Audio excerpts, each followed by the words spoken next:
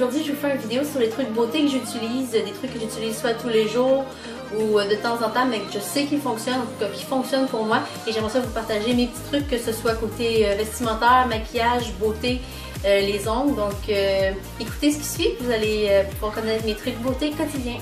Donc mon truc en fait c'est de prendre de l'huile de castor. En français en fait c'est de l'huile de ricin. Donc pendant une semaine vous faites le traitement avec de l'huile de ricin et moi j'ai pris une vieille brosse à mascara que j'ai enlevé le mascara. Je le trempe dedans et puis je mets comme ça du mascara mais avec l'huile et je laisse toute la nuit pour faire le traitement. Et au bout d'une semaine j'ai vraiment vu une différence. Donc pour la pose des cils, de l'huile de ricin. Donc un truc pour les cheveux gras en fait c'est ne pas se gratter la tête. Donc au courant de la journée ne pas jouer dans ses cheveux ou jouer dans sa tête puis se gratter. Mais aussi quand on prend sa douche, quand vous lavez vos cheveux, quand vous savonnez, ne pas gratter intensément dans le fond dans votre cuir chevelu parce que ça sécrète un peu l'huile puis au bout de la journée ça va encore plus sécréter que si vous n'avez pas gratté autant. Donc le moins possible juste dans ses cheveux et gratter ses cheveux. Un autre truc aussi pour éviter les cheveux gras, en fait c'est si vous n'avez pas le temps de vous laver les cheveux, c'est d'appliquer du shampoing sec. Donc j'en ai un ici, donc celui-là est pour les blondes. Ça aide vraiment à... ça change un peu la couleur des cheveux, ça les rend un peu plus blonds, fait que ça a l'air moins gras. Donc ça c'est un truc. Si jamais vous êtes à un endroit qui n'a pas de shampoing sec, vous n'avez pas le temps de vous laver les cheveux ou vous êtes mal pris en camping ou quoi que ce soit, vous pouvez prendre la poudre de bébé, en mettre un petit peu à la racine, puis bien brosser parce que surtout si vous avez les cheveux foncés, ça va vous paraître... Quand j'avais les cheveux bruns puis j'en mettais, on voyait vraiment le blanc, donc bien peigner les cheveux après et ça dépanne pour un moment si vous ne pouvez pas vous laver les cheveux. Mon autre truc, c'est pour le mascara. En fait, quand je l'applique, je ne fais pas simplement l'appliquer comme ça, mais je fais des petits coups de main. Je vais vous montrer en gros.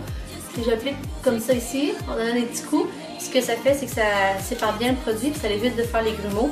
Ça fait même un petit peu naturel, c'est plus facile je trouve à appliquer, sinon j'ai de la difficulté, puis ça fait, ils se collent tout le temps ensemble, donc en donnant des petits coups comme ça avec le pinceau, ça l'évite de faire des grumeaux.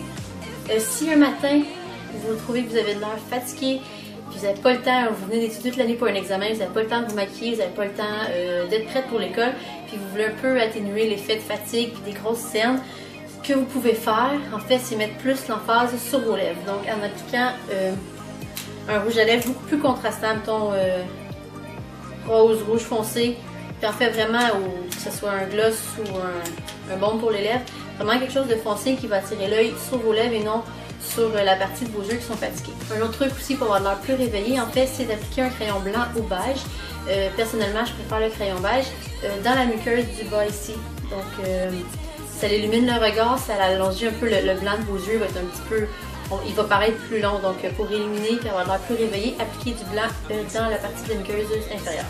Encore avec le crayon blanc, vous pouvez appliquer du blanc au-dessus de la lèvre, juste sur la limite de la lèvre du haut. En fait, ce que ça fait, ça donne un effet plus pulpeux, des lèvres un peu plus grosses. Donc c'est vraiment subtil, mais ça donne plus d'impact.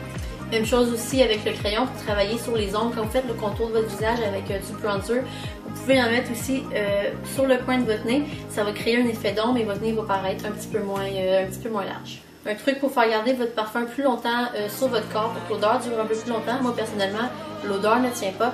C'est de mettre le parfum un peu plus sur les vêtements. Si vous avez un foulard, le mettre dedans ou en arrière, ou que les cheveux vont être cachés par-dessus, ou que l'odeur va rester. Donc un petit peu sur les vêtements, mais faites attention pour ne pas tacher vos vêtements. Donc si vous y allez un petit peu plus loin, il y a moins de chances que ça tâche. Si vous avez la peau grasse, un truc autre que les poudres matifiantes, c'est les petites lingettes absorbantes. Moi j'en garde tout le temps dans mon sac à main. Puis s'il y a un problème, mais si j'ai la peau huileuse au courant de la journée, je fais prendre que le papier, je tapote sur les ongles et ça va faire, je sais pas si vous voyez, ça devient un peu plus foncé. Donc ça veut dire qu'elle a absorbé le sébum que j'avais trop. Donc c'est tout le temps pratique à garder dans son sac à main. Pour ça, on n'a pas besoin de se repoudrer au courant de la journée. Un autre truc pour avoir l'air plus réveillé, en fait, c'est de s'attacher les cheveux. Ce que ça fait, c'est que ça vient étirer un peu le visage, on a l'air plus réveillé, comme si c'était un peu un lifting naturel.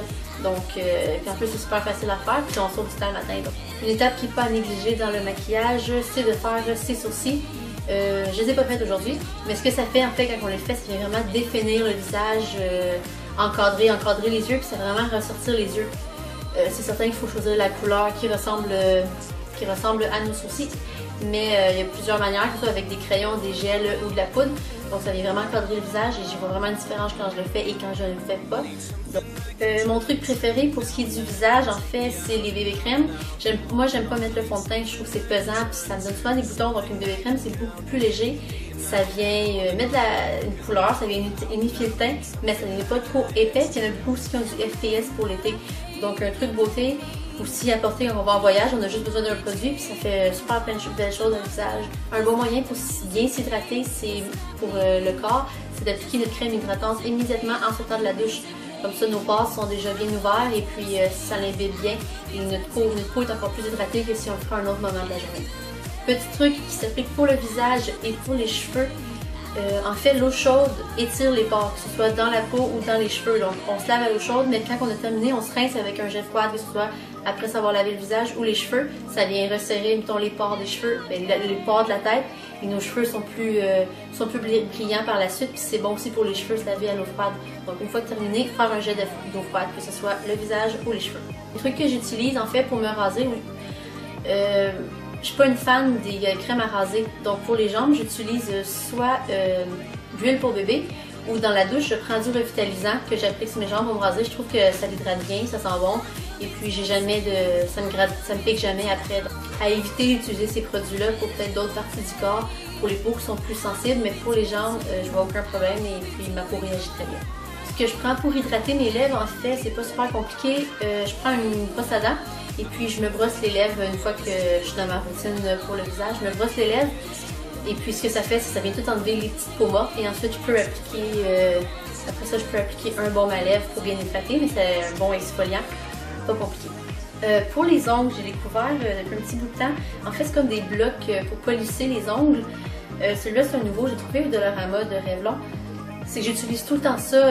Une fois que j'enlève mon vernis, je me polis toujours les ongles avec un bloc de ce genre-là. Puis ensuite, je trouve que le vernis dure beaucoup plus longtemps que si je ne le fais pas. Donc, je chauffe plusieurs jours de vernis en utilisant ce produit-là.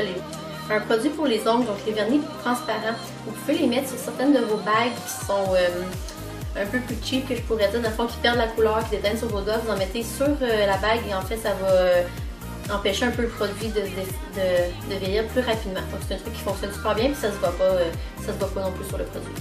C'est aussi important de vérifier les dates d'expiration de vos produits maquillage. Certains produits ne durent que quelques mois. Donc un truc pour savoir la durée de vie de vos maquillages. La plupart du temps à l'endos de vos produits, il y a un petit logo en fait, c'est comme si c'est un dessin d'un petit pot, puis un chiffre à côté, un petit pot écrit 15, ça veut dire que le produit est bon, exemple, 15 mois après l'ouverture du produit. Donc, c'est souvent écrit ça sur l'emballage ou sur le produit même. C'est important de respecter ça parce qu'après un certain temps, les maquillages, il y a des bactéries qui vont entrer, puis c'est pas super bon non plus, puis ça peut créer des boutons pour certains produits. Donc, mon dernier truc, c'est de bien choisir ses talons. Ce que je veux dire par là, c'est qu'il faut choisir le bon format de talon.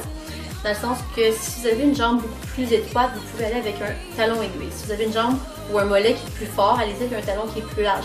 C'est vraiment important, puis ça fait une belle continuité quand la forme du talon respecte bien la dimension de la jambe. Ça fait une belle, comme j'ai dit, ça fait une belle continuité et puis c'est plus fluide visuellement, c'est beaucoup plus beau. Puis ça va être plus avantageux si vous avez une jambe plus forte de mettre un talon plus fort. On verra pas vraiment une grosse différence, on ne portera pas attention du fait que les souliers n'ont pas de l'air à vous faire correctement. Donc c'est ce qui met fin aux vidéos. J'espère que vous avez aimé mes trucs.